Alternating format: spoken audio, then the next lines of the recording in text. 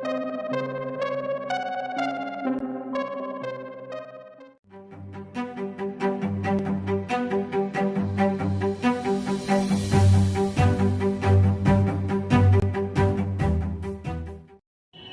Doctor Akhilesh Kumar, Kiran health care centre Bagheli Supaul. Friends, channel को subscribe करें, like करें और शेयर करें और कमेंट करें। मिलते हैं लास्ट वीडियो में। इतना के लिए थैंक यू, धन्यवाद।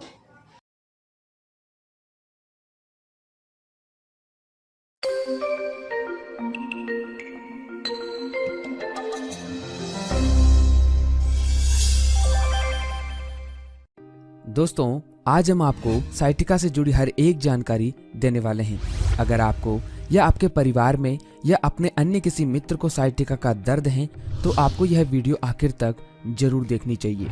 दोस्तों, आपको बता दें कि साइटिका कोई बीमारी नहीं, यह सिर्फ एक लक्षण है। साइटिका एक दर्द का नाम है। इसका दर्द बीच से गंभीर रूप में प्रकट होता है। यह हमारी रीढ़ की निचले हिस्से की L5, L4, S1 हड्डियों से चालू होता है। इनके बीच में से एक साइटिका नस निकलती है जो हमारे टांगों से होकर दोनों पैरों की अंगुलियों तक जाती है। इसी नस में ही आपको तेज दर्द होता है। पर क्या आपको यह मालूम है कि साइटिका नर्व में दर्द क्यों होता है और किस कारण यह बढ़ता है? दोस्तों, इसे थोड़ा ध्यान से समझिए। हमारी रीढ़ की हड्डियों में बीच में एक डिस्क पाई जाती है। यह डिस्क हड्डियों को संतुलित रखती है।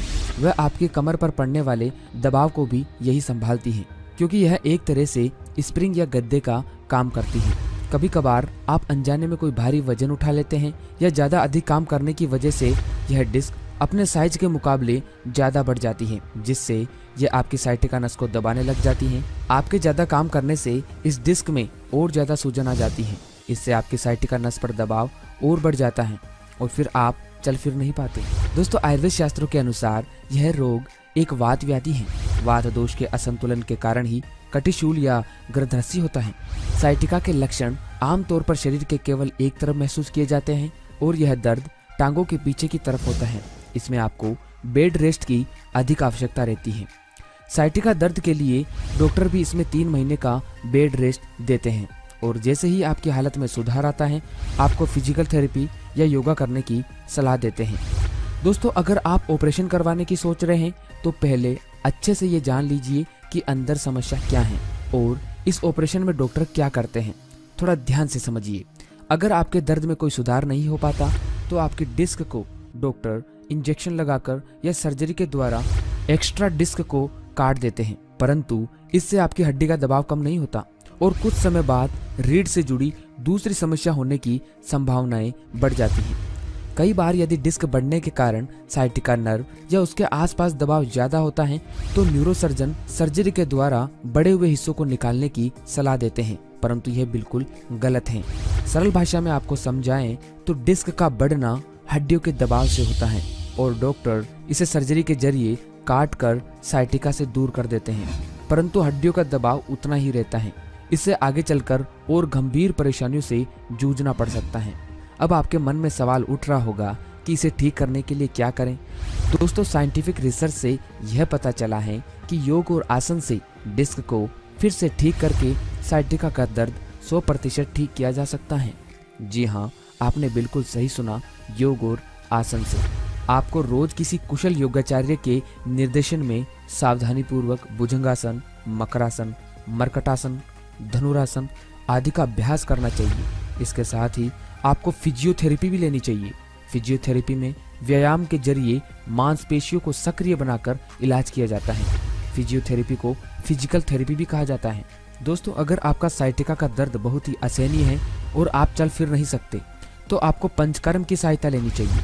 पंचकर्म चिकित्सा के परिणाम बहुत ही उत्तम है। इस पद्धति में शरीर के विषों को बाहर निकालकर शुद्ध किया जाता है। इसी से रोग निवारण भी हो जाता है।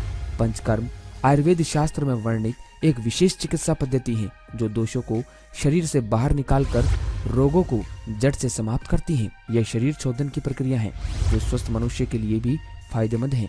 दोस्तों, इसके अलावा न्यूरोपैथी चिकित्सा में भी साइटिका का इलाज संभव है। ये चिकित्सा 1200 वर्ष पुरानी पद्धति है। इस पद्धति में बिना किसी दवा का सेवन कराए ही प्राकृतिक चिकित्सा के द्वारा रोग का निवारण किया जाता है। इसमें एक्यूप्रेशर की भांति शरीर के अलग अलग हिस्सों नसों को ध्यान में रखते हुए हाथ एवं पैरों से प्रेशर देकर बीमारियों का बिना दवा के इलाज किया जाता है। ये ऐसी चिकित्सा है जिसमें हाथों हाथ रिजल्ट देखने को मिलते हैं। तो आप योगासन और व्यायाम से साइटिका को ठीक कर सकते हैं। पंचकर्म द्वारा भी आप इसका इलाज करा सकते हैं और न्यूरोपैथी चिकित्सा में भी आप इसका इलाज करा सकते हैं। दोस्तों, इसके अलावा आयुर्वेद के कुछ नुस्खे भी हमारे पास मौजूद हैं। इन नुस्खों के इस्तेमाल से आपको साइटिका के दर्द में काफ़ी आराम मिलेगा, तो आप इन्हें कर सकते हैं। सबसे पहले आप 4 लहसुन की कलियों को छील के बारीक काट कर 200 ml गाय के दूध में डालकर कम से कम 15 मिनट तक अच्छी तरह उबालें और फिर हल्का गुनगुना रहने पर इसका सेवन करें। आप हर रोज इसका सेवन कर सकते हैं, इसका कोई नुकसान नहीं है। अगर आपको साइटिका का दर्द ज़्यादा हो तो रात को बिस्तर पर जाने से पहले एक बाल्टी में 10 लीटर गर्म पानी डालें और 1 मुट्ठी भर नमक, फिर सेब का सिरका साइडर आधा लीटर डालें।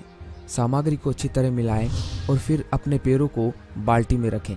जब तक रखें तब तक कि पानी ठंडा ना हो जाए। पानी को ठंडा होने तक उन्हें भीगा ही रहने दें।